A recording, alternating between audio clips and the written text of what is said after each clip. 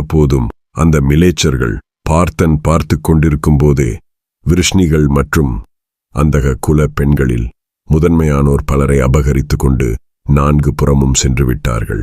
யாரிடமும் தோற்று அறியாத பலமிக்க தனஞ்சயன் தன் கண்முன் நடப்பதைக் கண்டு இவை அனைத்தும் விதியின் விளையாட்டு என்று கருதினான். திவ்ய அஸ்திரங்கள் தோன்றாததையும் தன் புஜங்கள் வலிமை இழந்ததையும் தன் காண்டீபம் தனக்கு கீழ்ப்படியாமல் இருந்ததையும் நினைத்து பெருமூச்சு விட்டான். அர்ஜுனன் நடந்தவை அனைத்தும் விதியின் விளையாட்டு என்று புரிந்து கொண்டு உற்சாகத்தை இழந்தான். மன்னா ஜனமேஜயா, முன்பு கொண்டிருந்த பலத்தை இப்போதுதான் கொண்டிருக்கவில்லை என்று சொல்லி அவன் மேலும் முயற்சி செய்வதை நிறுத்தினான். மகாத்மாவான அந்த அர்ஜுனன் எஞ்சியிருந்த செல்வத்தையும் மிச்சமிருந்த விருஷ்ணி பெண்களையும் அழைத்து கொண்டு குருக்ஷேத்திரம் வந்து சேர்ந்தான். குருவம்சத்தில் தோன்றிய அர்ஜுனன் எஞ்சியிருந்த விருஷ்ணிகளை பல தேசங்களில் குடிபுக வழி செய்தான். கிருதவர்மனின் மகனை போஜர்களின் ஆட்சி செய்த தேசமான மார்த்திகாவதம் என்றழைக்கப்படும் நகரத்தில் அரசாட்சி புரிய சொல்லி எஞ்சியிருந்த போஜ மன்னனின் பெண்களை அங்கு அனுப்பினான். குழந்தைகள், முதியவர்கள், பெண்கள் ஆகியோருடன் எஞ்சியிருந்தவர்களை பாதுகாத்த அந்த பாண்டுவின் மகன் குதிரைகளை இழந்து நடந்து வந்தவர்களை இந்திரபிரஸ்த நகரத்தில், அதாவது இன்றைய டில்லியில் வசிக்க சொன்னான்.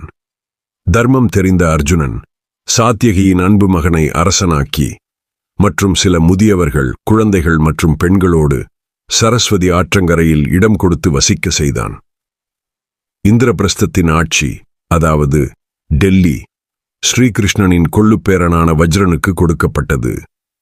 அக்ரூரரை இழந்த அவருடைய மனைவிகள் வனம் செல்ல விரும்பினார்கள். வஜ்ரநாபன் எத்தனை தடுத்தும் கேளாமல் அவர்கள் சென்றுவிட்டனர். ருக்மிணி தேவி, காந்தார இளவரசி, சைபியை, ஹைமவதி, ஜாம்பவதி ஆகியோர் அக்னி பிரவேசம் செய்துவிட்டனர்.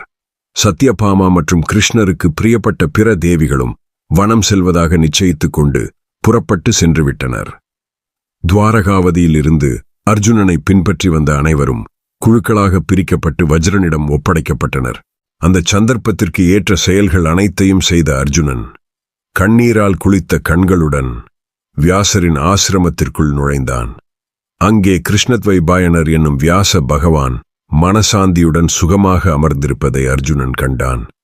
ஆசிரமத்திற்குள் நுழைந்த அர்ஜுனன் ஒரு தனிப்பட்ட இடத்தில் சத்தியவதியின் மகனான சத்தியமே ரூபமாக கொண்ட வியாச பகவான் அமர்ந்திருப்பதைக் கண்டான். உயர்ந்த நோன்புகளை கொண்டவரும் கடமைகள் அனைத்தின் அறிவை கொண்டவருமான அந்த முனிவரை அணுகிய அவன், நான் அர்ஜுனன் வந்திருக்கிறேன் என்று சொல்லி காத்திருந்தான். தர்மத்தை அறிந்தவரும் உயர்ந்த விரதங்களுடன்